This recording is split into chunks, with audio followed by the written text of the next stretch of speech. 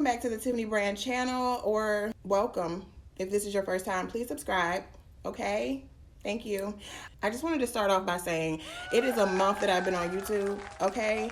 I am proud of myself. I know it's baby steps, completely like I am just getting started, 1 month down out of the 12 that I said that I was going to be consistent. But baby, let me tell you something. I'm so excited because I have never really been like intentional with social media, even in my businesses. So I'm excited to see myself grow. I want to let you know that if you are here with me in the beginning stages, I am committed to growth. Okay, I'm a forever learner. We're gonna figure this shit out, and I promise you that, okay?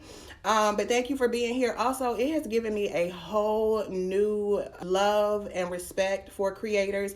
A lot of people got this notion that like being a creator is a lazy profession, and because they don't want to get real jobs. Please put some respect on it. I respect you so much, all of y'all, whoever you are, wherever you at. All right. But anyway, today we're going to talk about you starting your magazine. Why would you want to do that? And what do you need to think about if you're going to do that? So stay tuned.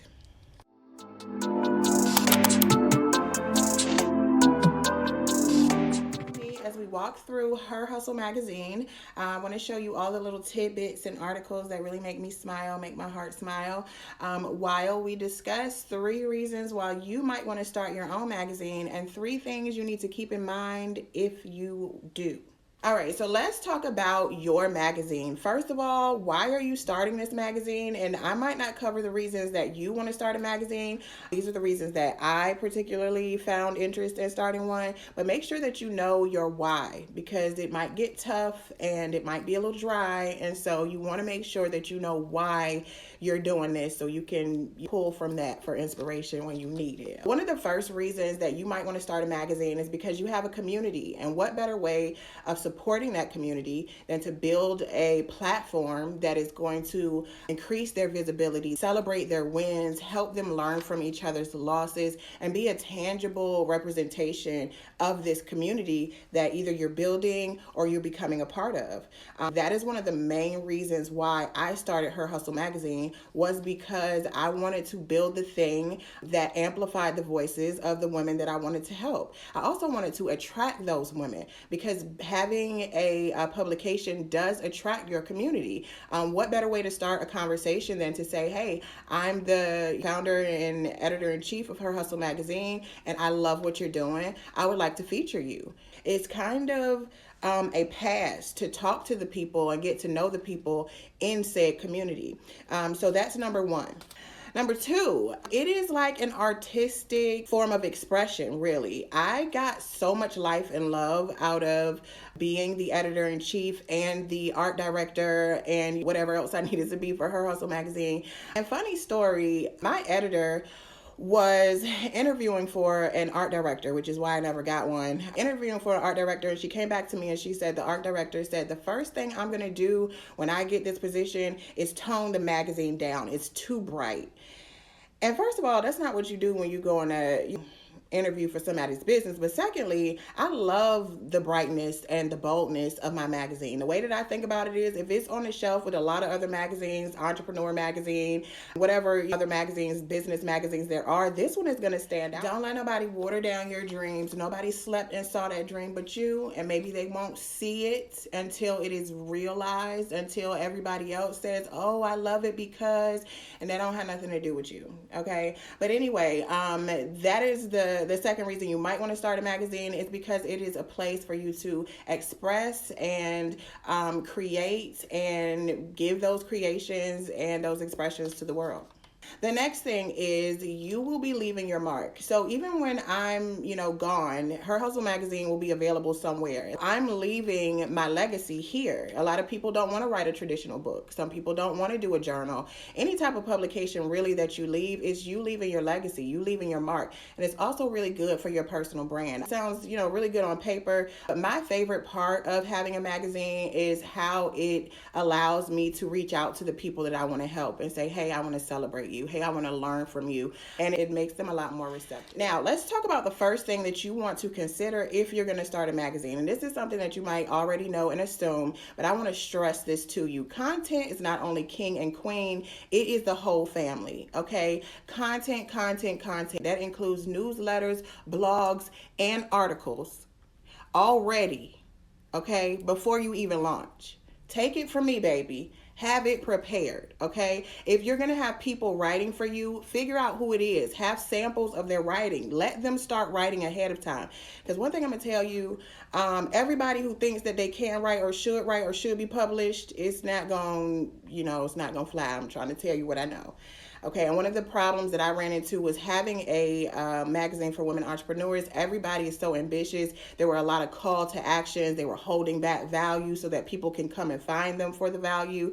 And that's just not what I wanted. Speaking of content, it is easier now than ever to have a blog or start a magazine. But if you are going to use AI, if you're going to use ChatGPT for your magazine, be sure that you are putting yourself in the prompts. Make sure, as a matter of fact, they have a voice feature. You can go and talk to them about the article that you want to write. Make sure that they keep your voice in the writing so that at least there is something about you, so that at least the writing is unique. You don't want to be posting the same things.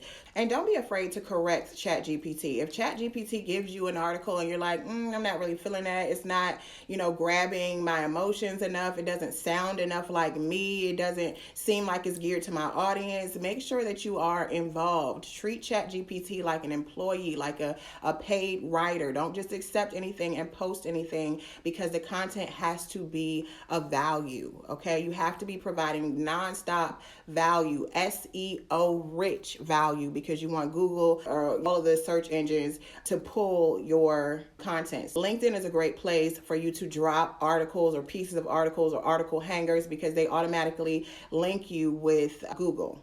So just keep that in mind. Next, the money. Let's talk about the money. You may think that if you start a magazine, your money is going to come from prints, selling your digital magazine, selling prints of your magazine. And I just want to tell you that that's probably not true. Welcome to the advertising and marketing industry if you start a magazine, because that is pretty much what it was. When I started my magazine, I was like, how do these big companies send out all of these magazines for like $1? And sometimes they'll send them out for free. That's because they're getting paid the big bucks from Olay and Maybelline and all of the other advertisers that want to be in that magazine. So they can pretty much give that away for free, because their money is coming in on the back end, and their main job now is to get this thing in front of or in the hands of the audience that they share with their advertisers. And so if you start your magazine, be prepared, sign up to all of the affiliates platforms,